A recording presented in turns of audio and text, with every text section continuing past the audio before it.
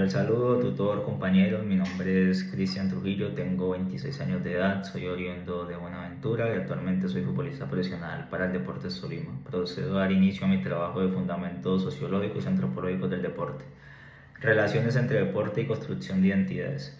Para hablar de la relación entre deporte y la construcción de identidades hay que recurrir a la historia en la cual el deporte se ha usado en un principio como expresión cultural y símbolo de poder y mandato. Esto representaba principalmente a las élites y los burgueses, quienes eran en ese entonces quienes podían acceder a este como forma de entretenimiento. Por consiguiente, al hablar del deporte y su relación a la construcción de identidades, podemos comprender cómo el deporte, desde la participación de un grupo de individuos, puede influenciar en la sociedad y su comportamiento, desarrollando así una serie de hábitos y costumbres colectivas que, al verse representadas el deportista y sus logros obtenidos, estas a su vez actúan de manera influyente en cada vez más personas quienes los ven y se sienten representados. También otra relación muy importante es cómo el deporte sirve como mediador y unificador ante problemáticas sociales, los cuales pueden ver en el deporte el camino más adecuado para combatir todo este tipo de problemas. Otra relación entre estos, y quizá no menos importante, es cómo muchos países usaron el deporte para cambiar una imagen negativa que tenían en el pasado y cómo este sirvió a su vez en la forma en que querían ser vistos y aceptados por los demás. En conclusión, el deporte, al ir ligado a la sociedad de forma arraigada y ser tomado como una expresión cultural, por muchos es capaz de formar y modificar sociedades, influenciando su forma de pensar y de actuar. El texto que yo escogí fue el de Imaginar la Nación 5-0, 20 años de monumentalización. ¿Dónde, cuándo y con qué población fue realizada la investigación? La investigación fue realizada en Colombia y data de los años 90, y la población con la que fue realizada esta fue la del pueblo colombiano. Idea principal del texto. La idea principal del texto es dar a entender cómo una victoria de un partido de fútbol sobre una potencia mundial en ese mismo contexto sirvió como base para la construcción del éxito venidero, y cómo esta a su vez sirvió como unificador del pueblo colombiano, quienes, a raíz de la violencia de vida en ese tiempo, vieron en esta victoria una noticia positiva y un rayo esperanzador ante tanta negatividad, la cual sirvió como un modificador de identidad.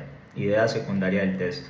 Las opiniones generadas en los colombianos a raíz de la victoria, los diferentes estudios de cómo esta victoria no solo influenció de forma positiva en Colombia, sino también cómo fue afectado el pueblo futbolero argentino, y dar a entender cómo los entes sociales y políticos tienen estas victorias como suyas y las usaron a su vez como instrumento político. ¿Cómo se usa el concepto de identidad en el texto?